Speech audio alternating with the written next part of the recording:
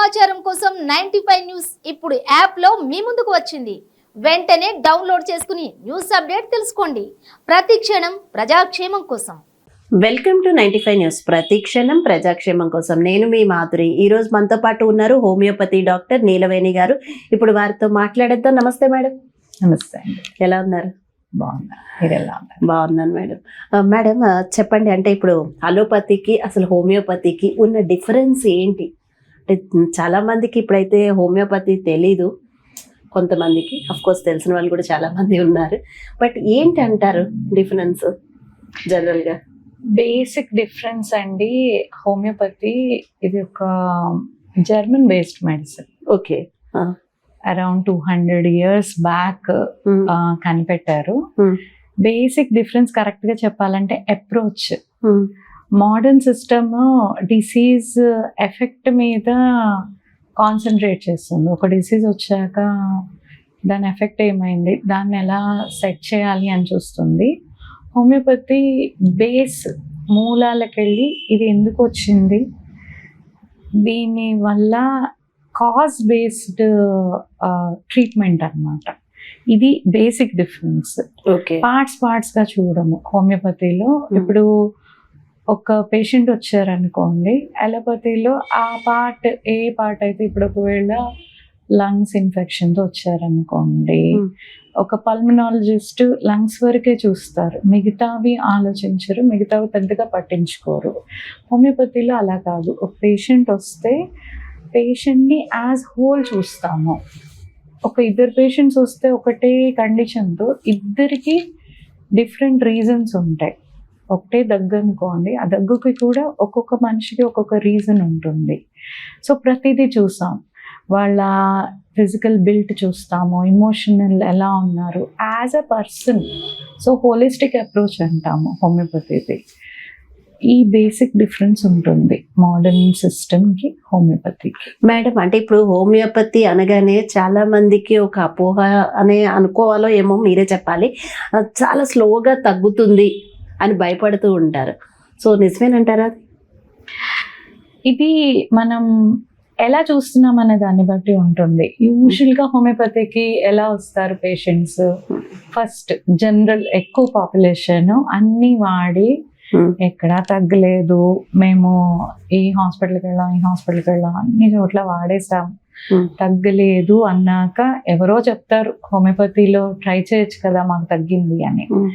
So లాస్ట్లో వస్తారు. లాస్ట్లో వచ్చినప్పుడు ఏమవుతుంది, వాళ్ళ డిసీజ్ మళ్ళీ వాళ్ళు వాడిన రకరకాల మందులు, ఈ ఎఫెక్ట్స్ అన్నీ బాడీలో ఉన్నప్పుడు వాటన్నిటినీ క్లియర్ చేసి తగ్గించడానికి టైం పడుతుంది.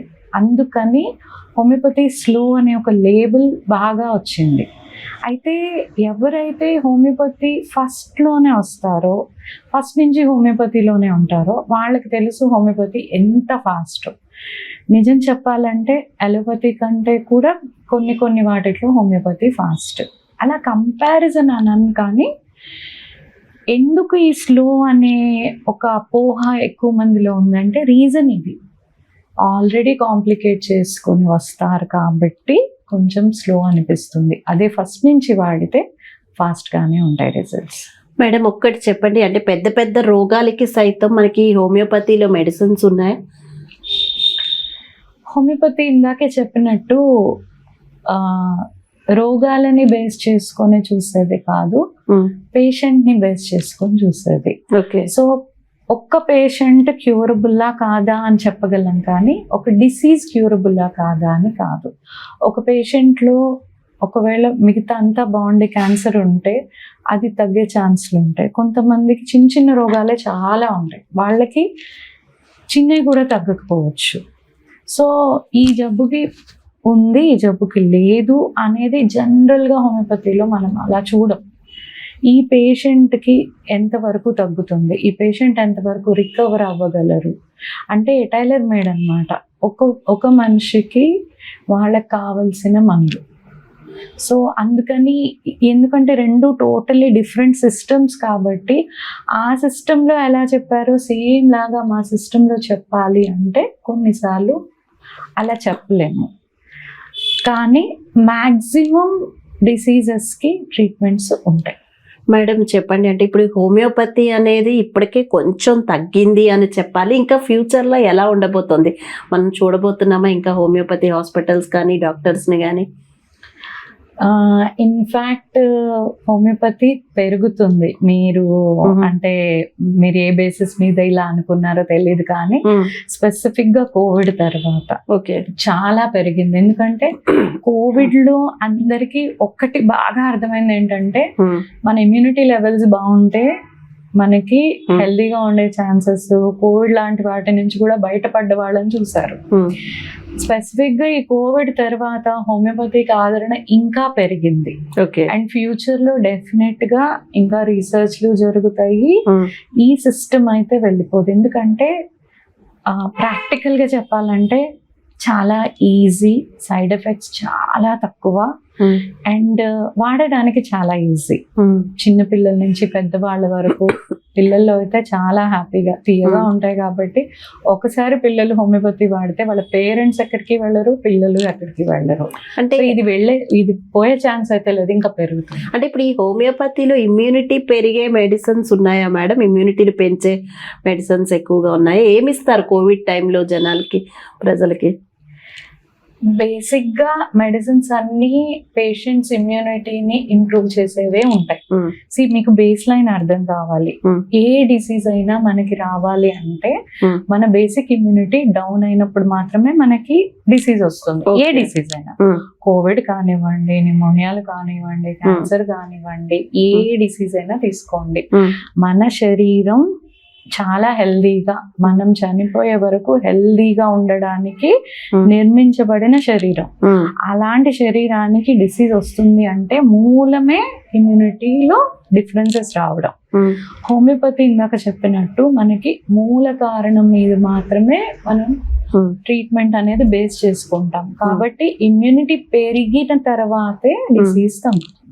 ఓకే మేడం, మీరు యోగా ట్రైన్డ్ టీచర్ అని కూడా తెలిసింది. సో దాని గురించి కూడా ఒకసారి మాట్లాడుకుందాము. అసలు యోగా చేయడం వల్ల అంటే హెల్దీగా ఉంటాము అని తెలుసు, కానీ ఫిజికల్గా మెంటల్గా కూడా ఎలా ఉండగలుగుతారు అంటే హ్యాపీగా? నైస్ క్వశ్చన్ అండి. సో హోమియోపతితో పాటు యోగా ఇది ఎందుకు నేను చేస్తున్నాను అనే ఒక చిన్న మీకు బ్యాక్గ్రౌండ్ చెప్తాను. ఓకే, హోమియోపతి ఎలాగంటే మనకి డిసీజ్ వచ్చాక దాన్ని చాలా సేఫ్ గా, సైడ్ ఎఫెక్ట్స్ లేకుండా హ్యాపీగా ట్రీట్ చేయొచ్చు హోమియోపతిలో. ఇది నా పాస్ట్ 23 years నా ఎక్స్పీరియన్స్. అయితే ఒక 7 years నుంచి నేను నా లైఫ్ లో యోగా అనేది 7 years బ్యాక్ స్టార్ట్ అయింది. సో యోగా చేస్తున్నాక నా పర్సనల్ ఎక్స్పీరియన్సెస్ ని బట్టి అర్థమైంది ఏంటంటే, డిసీజ్ వచ్చాక చేసే కంటే ప్రివెంట్ చేయడం, హెల్దీ లైఫ్ స్టైల్. అంటే ఇప్పుడు నా వచ్చే పేషెంట్స్ అందరినీ నేను చూస్తే వెనకాల కారణం లైఫ్ స్టైల్. ఇప్పుడు ఉండే 90% డిసీజెస్ అన్ని లైఫ్ స్టైల్ డిసీజెస్. పాడైపోయిన శరీరాన్ని మందులతో బాగు చేస్తాం, వీళ్ళు మళ్ళీ పాడు చేసుకుంటారు. Life style. ఇప్పుడు మార్నింగ్ ఎక్సర్సైజ్ లేదు, అస్సలు మెంటల్ హెల్త్ అనేది పట్టించుకోవట్లేదు, ప్రతిదానికి టెన్షన్, ప్రతిదానికి స్ట్రెస్, ఫుడ్ హ్యాబిట్స్ చాలా భయంకరంగా ఉంటున్నాయి. వీటన్నిటి వల్ల ఎసిడిటీ వస్తుంది, డయాబెటీస్ వస్తుంది, హైపర్ టెన్షన్ వస్తుంది, కొన్ని క్యాన్సర్స్ వస్తాయి. సో మెడిసిన్స్ ఏం చేస్తాము, ఆల్రెడీ డ్యామేజ్ అయిన దాన్ని బెటర్ చేస్తాం. కానీ యాజ్ అ డాక్టర్ మెడిసిన్ ఇవ్వడమే కాదు, ప్రివెన్షన్ అనేది ప్రతి డాక్టర్కి ఒక పేషెంట్కి అవేర్నెస్ ఇవ్వడము, ఎడ్యుకేట్ చేయడం అనేది ఒక డాక్టర్కి ఫస్ట్ రెస్పాన్సిబిలిటీ. సో ఇది ఎప్పుడైతే నేను నా లైఫ్లో నేను యోగా ప్రాక్టీసెస్ చేయడం స్టార్ట్ చేశానో చాలా ఈజీగా చాలా వరకు జబ్బులు రాకుండా చేసుకోవచ్చు. ఇంత ఈజీ పద్ధతులని మన చేతిలో, మన ఏన్షియంట్ సిస్టమ్ భారతదేశంలో మనకి ఇన్హెరెంట్గా ఉన్న యోగిక్ సిస్టమ్ని వదిలేసి వెస్ట్రన్ కల్చర్ని అడాప్ట్ చేసుకొని ఎక్కడ లేని జబ్బులు తెచ్చుకొని బాధపడుతూ ఉంటే వచ్చిన దాన్ని బాగు చేయడం కంటే ఆల్రెడీ రాకుండా చేయడం, preventive measure, one of the best possible ways is through yoga. And మన దాన్ని మనమే అసలు తెలుసుకోకపోతే ఎలా అనే ఒక దేని నుంచి పుట్టిందే నేను టీచర్ ట్రైనింగ్ తీసుకోవడము, క్లాసెస్ కండక్ట్ చేయడము. ఇది చాలా మనకి యోగా ఏముంది తెలుసు అని చాలా మందికి, స్పెషల్గా ఇండియన్స్లో ఒక చిన్న చూపు. పార్కుల్లో ఈజీగా చేసేస్తాము, యోగా నాకు తెలుసు, నేను చిన్నప్పటి నుంచి చేశాను ఇలా. కానీ ప్రాపర్గా యోగా తెలిసిన వాళ్ళు చాలా తక్కువ మంది ఉంటారు. దాన్ని సరిగ్గా తెలుసుకొని మీ జీవన విధానం, యోగా అనేది 1 hour మ్యాట్ మీద చేసేది కాదు. మన జీవన విధానం, మన ఆలోచన తీరు, మనం వ్యవహరించే శైలి, ప్రతిదీ యోగాలో ఒక పార్ట్. హెల్త్ ఎఫెక్ట్స్ అనేవి ఒక చిన్న సైడ్ ఎఫెక్ట్. యోగా చేస్తే హెల్దీగా అవ్వడం అనేది ఒక సైడ్ ఎఫెక్ట్ ఆఫ్ యోగా. దానివల్ల వచ్చే మిగతా 100,000 బెనిఫిట్స్లో. సో నా ఈ షిఫ్ట్ డెఫినెట్గా ఒక డాక్టర్గా ఇది నా బాధ్యత. నా పేషెంట్స్ అందరినీ సిక్ అయ్యారు, ఎందుకు అయ్యారు అని తెలియచెప్పడం, మళ్ళీ అవ్వకుండా ఎలా ఉండాలి దానికి రూట్ చూపించడం. ఓకే, అంటే మీరు ఎలా ట్రైనింగ్ ఇస్తారు మేడం మీ స్టూడెంట్స్కి ఒక యోగా టీచర్గా? అంటే ఎంతసేపు చేయిస్తారు అసలు? వాళ్ళకి మెంటల్గా కూడా మైండ్ ఇలా ఉంచుకోవాలి, అలా ఉంచుకోవాలి, అన్ని ఇన్స్ట్రక్షన్స్ ఇస్తారా వాళ్ళకి? జస్ట్ ఆ 1 hour చేయించి పంపిస్తారా? యూజువల్గా అండి, క్లాసికల్గా ఒక యోగా క్లాస్ అంటే ఎలా ఉంటుందంటే, మనకు అందులో మనం ఎలా మనల్ని మనం కండక్ట్ చేసుకుంటాం, మనం ఎలా కూర్చోవాలి, మన శరీరానికి మనం ఎంత ఇంపార్టెన్స్ ఇవ్వాలి. అంటే మనం ఏం చేస్తున్నా మన శరీరంతోనే, మన శరీరం అనేది లేకపోతే మనకి ఏది లేదు. అలాంటి శరీరాన్ని ఎంత ప్యూర్గా, ఎంత డివైన్గా, ఎంత బాగా చూసుకోవాలి, ఎందుకు చూసుకోవాలి, ఇవన్నీ కూడా యోగా క్లాస్లో పార్ట్గా ఎడ్యుకేషన్ అనేది ఖచ్చితంగా ఉంటుంది. దాంతో పాటు ఆసనాస్, అంటే జనరల్గా ఇందాక మీరు కూడా అలాగే అనుకున్నారు, యోగా అనే దాంట్లో ఆసనాస్ అంటే ఏవైతే ఎక్సర్సైజెస్ చేస్తాం మీరు చాలా చూస్తుంటారు, వంగడం, లేవడం, కూర్చోవడం, ట్విస్ట్ చేయడం, ఇవన్నీ ఆసనాస్ అనే ఒక చిన్న పార్ట్ యోగాలో. సో క్లాసెస్లో ఆసనాస్ చెప్తారు జనరల్గా. సో నా క్లాసెస్లో కూడా ఆసనాస్ ఉంటాయి, దాంతోపాటు ప్రాణాయామం ఉంటుంది, ధ్యానం ఉంటుంది. దాంతోపాటు ఎలా మన ఇమోషనల్ హెల్త్ ఎలా బాగుండాలి, మెంటల్ హెల్త్ ఎలా బాగుండాలి, జీవన శైలి ఎలా ఉండాలి, ఆహారం ఎలా తీసుకోవాలి, ఇవన్నీ పార్ట్స్గా పార్ట్ ఆఫ్ యోగా క్లాసెస్ ఇవన్నీ కూడా ఇంక్లూడ్ అయ్యే ఉంటాయి. నేను యూజువల్గా ఆన్లైన్ తీసుకుంటాను, ఆఫ్లైన్ కూడా తీసుకుంటాను పర్సనల్ క్లాసెస్. ఒక్కొక్కసారి వర్క్ షాప్స్ కండక్ట్ చేస్తాం, ఎందుకంటే ఒక్కొక్కళ్ళకి చెప్పే కంటే ఒక గ్రూప్ ఆఫ్ పీపుల్కి ఒకటేసారి చెప్తే ఎక్కువ మందికి రీచ్ అవ్వగలం. ఈ రోజుల్లో ఉన్న ఇంటర్నెట్ ఫెసిలిటీ వల్ల ఎక్కువ మందిని రీచ్ అవ్వగలము. ఓకే మేడం, మీరు అంటే Jan 1st నుంచి అయితే 21 day ప్రోగ్రామ్ ఒకటి స్టార్ట్ చేయబోతున్నారు అని తెలిసింది. సో దాని గురించి చెప్పండి మేడం. ఓకే, ఇది నేను ఈ 23 yearsలో ఎక్కువగా, బికాజ్ ఐఎమ్ లేడీ డాక్టర్, ఎక్కువ అమ్మాయిలు బాగా వస్తుంటారు నా దగ్గరికి. ఉమెన్ స్పెషల్గా మన దగ్గర middle class upper middle class women పిల్లలు ఈ గందరగోళంలో వర్క్ చేస్తున్నారు. ఈరోజు మోడర్న్ ఉమెన్ లైఫ్ ఎలా ఉంటుందంటే, ఒకప్పుడు 10 మంది చేసే పని ఒక్క ఆడవాళ్ళు చేస్తున్నారు. ఇప్పుడు వర్క్ చేస్తున్నారు, పిల్లల్ని చూసుకుంటున్నారు, పిల్లలతో ఆడుతున్నారు. వాళ్ళే ప్రతి పని ఇన్ని చేసేటప్పుడు సెల్ఫ్ కేర్, సెల్ఫ్ హెల్త్ గురించి అస్సలు పట్టించుకోవట్లేదు. సో నేను ఎప్పుడు మాట్లాడినా వీటన్నిటికీ కారణం, మీకు వచ్చే డిసీజ్కి కారణం, లైక్ థైరాయిడ్ తీసుకోండి, ప్రతి 4-5 అమ్మాయిల్లో ఒకళ్ళకి థైరాయిడ్ ఉంటుంది ఇప్పుడు. అంతకుముందు థైరాయిడ్ అనే మాటే వినలేదు.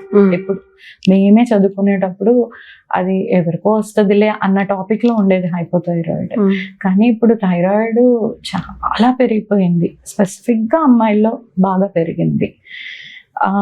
డిప్రెషన్ పెరిగింది, యాంగ్జైటీ లెవెల్స్ పెరిగాయి, ఒబేసిటీ పెరిగింది. ఈ మోడర్న్ ఉమెన్లో ఇన్ని రకాల జబ్బులు పెరిగాయి. సో నా మాట్లాడేటప్పుడు ఆల్మోస్ట్ ప్రతి పేషెంట్కి చెప్తాను నేను, లేదండి ఇవి చేస్తే మీ లైఫ్ ఆల్మోస్ట్ ఒక 6 months to 1 yearలో ట్రాన్స్ఫార్మ్ చేసుకోవచ్చు, మీ బాడీ ట్రాన్స్ఫార్మ్ చేసుకోవచ్చు. ఇప్పుడు మా ఉమెన్ని చూస్తుంటే 30 ఏళ్లలో ఉన్న వాళ్ళని చూస్తే వాళ్ళకి 45-50 ఏళ్ల వాళ్ళ కనిపిస్తున్నారు, 20sలో ఉన్న వాళ్ళు 30s లాగా కనిపిస్తున్నారు.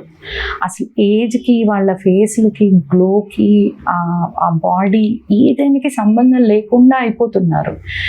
బాధగా ఉంటుంది చూస్తే, అయ్యో ఏంటి ఇలా అయితే ఎలా? ఎందుకంటే ఉమెన్ ఒక ఫ్యామిలీలో ఉండే ఒక మెయిన్ ఉమెన్ ఎలా ఉంటే ఫ్యామిలీ అలా ఉంటుంది. ఇవన్నీ ఊరికి రాలే సామెతలు, దే ఆర్ ఫ్యాక్ట్స్.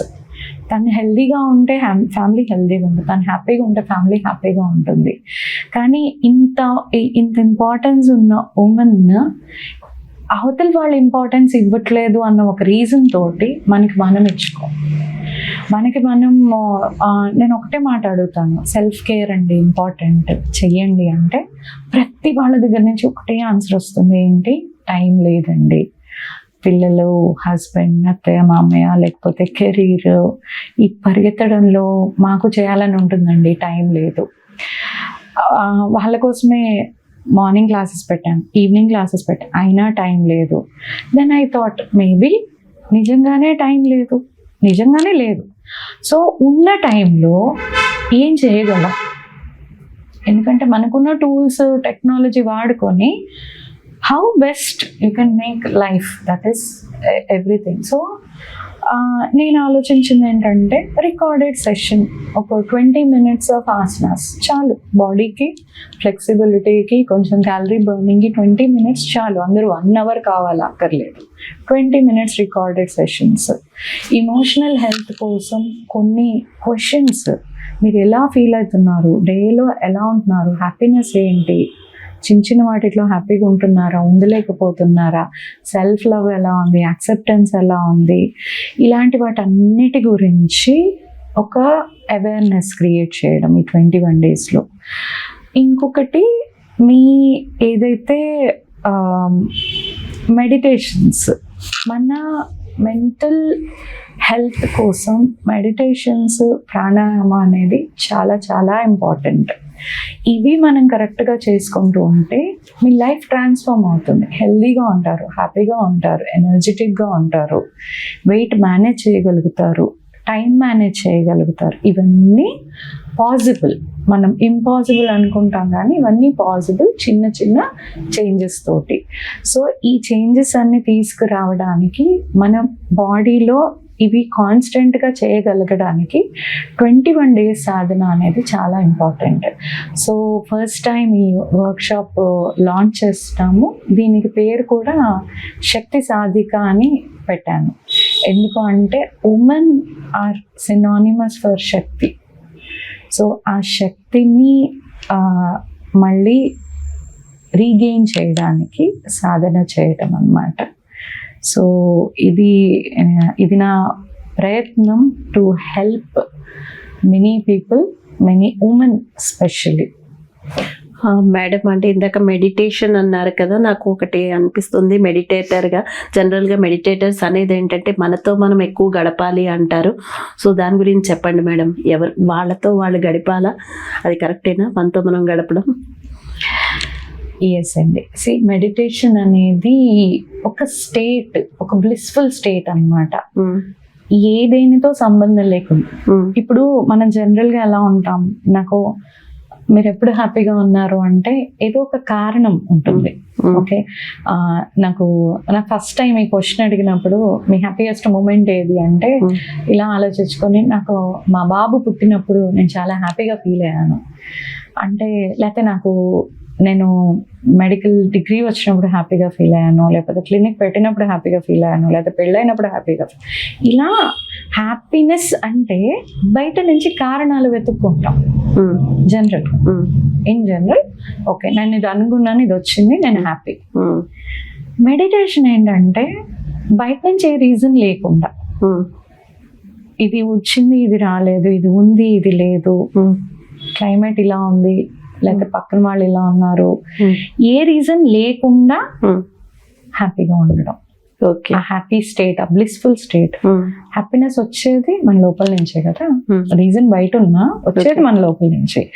అది కాన్స్టెంట్ గా మనకి ఎక్స్పీరియన్స్ లోకి అవ్వడం అంటే అది మామూలుగా ఎప్పుడు ఉంటుంది లోపల. దాన్ని మనం రకరకాల కారణాలతోటి దూరం అవుతాం. మన లోపలి ఆ హ్యాపీ స్టేట్ నుంచి మన 100 కారణాలు. అంటే ఇప్పుడు చిన్నపిల్లలు ఉంటారు చూడండి, ఎప్పుడు హ్యాపీగానే ఉంటారు. వాళ్ళకి ఏదో జరిగితే అన్హ్యాపీ అవుతారు. ఇప్పుడు మనం ఏదో జరిగితే హ్యాపీగా ఉంటాం, ఎప్పుడు అన్హ్యాపీగా ఉంటాం. ఏదో ఒకటి జరగాలి హ్యాపీనెస్ కి. ఆ స్టేట్ నుంచి ఆ పిల్లలుగా ఉన్నప్పుడు ఎప్పుడూ హ్యాపీగా ఉన్న స్టేట్ నుంచి ఎప్పుడు అన్హ్యాపీ స్టేట్ కి ఎందుకు వచ్చామో ఈ అవేర్నెస్ వాటిని తీసేసి మన ఇవన్నిటిని తీసినప్పుడు న్యాచురల్ గా ఒక స్టేట్ వస్తుంది where you are very blissful. Meditation అంటే కళ్ళు మూసుకొని కూర్చొని వెళ్ళడం కాదు. మెడిటేషన్ అనేది ఆ బ్లిస్ఫుల్ స్టేట్ ని ఎక్స్పీరియన్స్ చేయడం.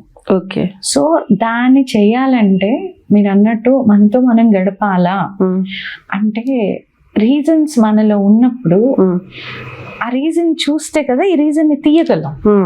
నాలో అహంభావం ఉంది, ఆ అహంభావం నేను తీయాలంటే నాలో అహంకారం ఉంది, ఈ ఈగో ఉంది అని ముందు రియలైజ్ అవ్వాలి, చూడాలి కదా.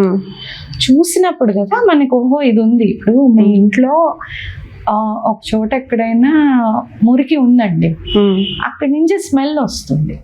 ఓకే, స్మెల్ పోవాలంటే ఒక ఎయిర్ ఫ్రెషనర్ కొడతాం, కానీ ఎంతసేపు ఎయిర్ ఫ్రెషనర్ ఎఫెక్ట్ పోయే వరకు మళ్ళీ వస్తుంది స్మెల్. సో మనం అది పోవాలంటే అక్కడికి వెళ్ళి ఓహో ఎక్కడి నుంచి వస్తుందని వెతికి, ఓ ఇక్కడ ఏదో ఉంది, ఇదేదో పాడైంది, ఓకే అది చూసి తీసి క్లీన్ చేసినప్పుడు మీకు క్లీన్ అవుతుంది. సో మన లోపల అనేది మనం చూడకుండా బయట చూసి బయట ఎంత సెట్ చేస్తున్నా, అయ్యో ఏంటి అన్ని బాగున్నాయి అన్ని వచ్చినాయి అయినా నాకు హ్యాపీనెస్ లేదు, ఎందుకు చూసేది ఇక్కడ చూడాలి అంటే కాస్త టైం ఇచ్చి మనలో ఏంటి ఇష్యూ ఉంది అని ఒక అట్లీస్ట్ ఒక డైరెక్షన్ చేంజ్ అయితే రావాలి కదా. దానికోసం మెడిటేషన్ అంటే మనతో మనం స్పెండ్ చేయాలా అనే ఒక క్వశ్చన్ దీనికోసం. అది మనం మనుషులతో ఉండి కూడా ఎక్స్ప్లోర్ చేయొచ్చు, కానీ మనకు ఐడియా రావాలి. ఓకే ప్రాబ్లం నీలో ఉంది, ఓకే అది ఫస్ట్ థింగ్. మేడం మనం మళ్ళీ ఒక్కసారి హోమియోపతి సైడ్ వెళ్దాము. అసలు ఇప్పుడు ఎలర్జీ ఉంటే ఇప్పుడు ఇంగ్లీష్ మెడిసిన్స్ వాడినప్పుడు బాగానే ఉంటుంది ఎలర్జీ లాంటి సిమ్టమ్స్కి, అదే మళ్ళీ తర్వాత వెంటనే అది వాడిన తర్వాత మళ్ళీ వస్తూ ఉంటుంది కొన్ని డేస్కి, ఇప్పుడు కాఫ్ అని కోల్డ్ అని అలాంటివి. కానీ హోమియోపతిలో అలాంటి ఎలర్జీస్కి ఏమైనా పర్మనెంట్ మెడిసిన్ ఉందా మేడం? డెఫినెట్గా అండి. ఎలర్జీ అనేది ఏంటంటే ఏదైతే హార్మ్ఫుల్ కాదో, అంటే ఇప్పుడు కోల్డ్ టెంపరేచర్ ఉంది, కోల్డ్ అయినంత మాత్రం శరీరానికి హార్మ్ కాదు, కానీ కోల్డ్కి అసలు ఎక్స్పోజ్ అవ్వకుండా చాలా ప్రొటెక్టెడ్ ఎన్విరాన్మెంట్ లో పెంచుతున్నాం మనం. ఇప్పుడు ఎలర్జీస్ ఎక్కువగా పిల్లల్లో చూస్తున్నాం మనం. ఎందుకు? ఒకప్పుడు పిల్లల్లో ఎలర్జీస్ లేవు, మన చిన్నప్పుడు ఎలర్జీస్ లేవు, ఇప్పుడు ఎందుకు ఉంటున్నాయి అంటే మన చిన్నప్పుడు మనం హ్యాపీగా చెప్పులు లేకుండా నడిచాం, వర్షంలో తడిచాం, చల్లగాల్లో వెళ్ళాం, ఎండలో తిరిగాము, మట్టిలో ఆడుకున్నాము, నీళ్ళల్లో తడిచాము. ఇవన్నీ చేసినప్పుడు శరీరానికి తెలుస్తుంది, ఓ ఇది మట్టి, దీంతో ఏం కాదు, మట్టి మంచిదే, ఇది చల్లగాలి, దీంతో ఏది కాదు, చల్లగాలి మంచిదే, ఎండ మంచిదే, వర్షం మంచిదే. సో శరీరానికి తెలుస్తుంది ఇవేం కాదు, నేనేమి దీనికి ఓవర్గా రియాక్ట్ అవ్వను అని. ఎలర్జీ అంటే ఏంటి? రియాక్షన్. అక్కడ ఏం ఉండదు, కొంచెం దుమ్ము వస్తుంది, తుమ్ములు వచ్చేస్తాయి. తుమ్ములు అంటే ఏంటి? ముక్కులో ఏదైనా వెళ్తే బయటకి త్రో చేసే మెకానిజం తుమ్ములు అంటే. దగ్గేంటి? గొంతులో కానీ లంగ్స్ లో కానీ ఏదైనా వెళ్ళిపోతే, మనం తినేటప్పుడు ఎప్పుడైనా దగ్గు వస్తుంది చూసారా, ఒక చిన్న మెతుకు ఒకవేళ ఎయిర్ రేకి వెళ్తే దగ్గు వచ్చేసి బయటకు వస్తుంది. ఇవన్నీ ప్రొటెక్షన్. స్నీజింగ్ అయినా దగ్గు అయినా ప్రొటెక్షన్, లోపల నుంచి బయటకు తోయడం. అంటే లోపల ఏం లేకుండా ఎందుకు తోస్తుంది? అది భయపడుతుంది, ఇదేదో ఉంది, ఇదేదో వెళ్ళిపోతుంది. భయం ఎక్కడ ఉంటుంది? ఒక్క అండర్స్టాండింగ్ లేని చోట. మీకు మీ ఇంట్లో రోజు తిరుగుతూ ఉంటే ఆ ఇల్లుతో మీకు భయం అనిపించదు. ఒక కొత్త ప్లేస్కి వెళ్ళారనుకోండి, ఏం తెలియని ప్లేస్కి వెళ్తే జాగ్రత్తగా ఉంటారు. సో శరీరం ఓవర్గా జాగ్రత్త పడడమే ఎలర్జీ అంటే. సో ఇది మీకు న్యాచురల్గా ఏంటి కాజ్ అని చెప్తున్నాను. అయితే మీరు అడిగిన క్వశ్చన్ అలోపతికి హోమియోపతికి ఏంటి తేడా, మేము ఎలా డీల్ చేస్తామని. అలోపతిలో ఇందాక చెప్పినట్టు స్నీజింగ్స్ వచ్చాక స్నీజింగ్స్ తగ్గడానికి ఏదైతే రెస్పాన్స్ వస్తుందో బాడీ రెస్పాన్స్ని దాన్ని సప్రెస్ చేసి ఆపుతుంది. సో రెస్పాన్స్ని ఆపుతుంది. హోమియోపతి మెడిసిన్ అసలు మూలంగా అసలు రెస్పాండ్ ఎందుకు అవుతుంది అన్న యాంగిల్ దగ్గర యాక్ట్ చేస్తుంది. సో డెఫినెట్గా లాంగ్ టర్మ్లో హోమియోపతి వాడుతున్న పిల్లల్లో ఎలర్జీస్ చాలా తగ్గుముఖం పడతాయి, చాలా వరకు తగ్గిపోతాయి. But at the same time నేను ప్రతి నా పేషెంట్కి ఇన్సిస్ట్ చేసేది ఇదే, హోమియోపతితో తగ్గుతాయి ఖచ్చితంగా. కానీ మీరు చేస్తున్న తప్పేంటో, మీ పిల్లలకి మీరు చేస్తున్న తప్పేంటో తెలుసుకోండి. నేచర్కి దగ్గరగా ఉంచండి ఎంత కుదిరితే అంత. ఇప్పుడు మన అపార్ట్మెంట్స్లో ఉంటున్న మాకు ఎక్కడుందండి, కనీసం వారానికి ఒకసారి పార్క్కి తీసుకెళ్ళండి, చెప్పులు లేకుండా నడిపించండి. అప్పుడప్పుడు వర్షంలో తడపండి, వర్షంలో తడిస్తే మంచిది, వర్షం నీళ్ళు మంచివి. సో పిల్లల్ని ఓవర్ ప్రొటెక్టెడ్గా పెంచొద్దు, పరిగెత్తనివ్వండి, 4 గోడల మధ్య పెంచకండి. ఎంతవరకు కుదిరితే అంతవరకు పిల్లల్ని బయటికి తిరిగినివ్వండి, స్వేచ్ఛగా ఉండనివ్వండి, వాళ్ళ బాడీ ఇమ్యూనిటీని పెంచండి. ఇది నేను ఇచ్చే మెసేజ్ ప్రతి పేరెంట్స్కి. మీరే సఫర్ అవుతారు, మీ పిల్లలు సఫర్ అవుతారు. ఓకే మేడం, చివరిగా మా 95 వ్యూవర్స్కి మళ్ళీ కరోనా అంటున్నారు. సో ఎలాంటి ప్రికాషన్స్ తీసుకోవాలి ముందుగానే కొంచెం చెప్పండి మేడం, ఇమ్యూనిటీ పెంచుకోవడానికి కూడా. ఒకటండి, ఫస్ట్ థింగ్, భయపడొద్దు. భయం ఇమ్యూనిటీని డౌన్ చేస్తుంది. భయం వేరు, జాగ్రత్త వేరు. చాలా చిన్న డిఫరెన్సే, కానీ జాగ్రత్త పడడం అంటే కొన్ని అవాయిడ్ చేయడం, బాగా క్రౌడెడ్గా ఉన్న చోట మాస్క్ పెట్టుకోవడం, ఇవన్నీ జాగ్రత్తలు. కానీ మాస్క్ పెట్టుకోలేదు, నాకేమైపోతుందో, నేను వెళ్ళాను, వాడు దగ్గుతున్నాడు, ఇక్కడ అవుతుందంట, ఆ న్యూస్లో ఇది చెప్పారు, నాకు వచ్చేస్తుందేమో, అప్పుడు వచ్చినప్పుడు వీళ్ళు చనిపోయారు, అదైంది, ఇదైంది. ఇది భయం. జాగ్రత్త అంటే ఇది వచ్చే ఛాన్స్ ఉంది, నా చేతుల్లో నేను చేయగలను. అవాయిడ్ చేయగలిగిన ప్లేసెస్ అవాయిడ్ చేయడం, మాస్క్ పెట్టుకోవాల్సిన చోట మాస్క్ పెట్టుకోవడం, ఇమ్యూనిటీ ఎలా ఇంప్రూవ్ చేసుకోవాలి, ఫిజికల్ ఫిట్నెస్ పెంచుకోండి, ప్రాణాయామం చేయండి, ధ్యానం చేయండి, హ్యాపీగా ఉండండి, మంచి మ్యూజిక్ వినండి. చిన్న ఆనందాలు మీ ఇమ్యూనిటీని పెంచుతాయి. భయం ఇమ్యూనిటీని తగ్గిస్తుంది. ఈ చిన్న డిఫరెన్స్ అర్థం చేసుకోండి. మీరు భయపడుతున్నారా, జాగ్రత్త పడుతున్నారా? Okay, thank you so much madam.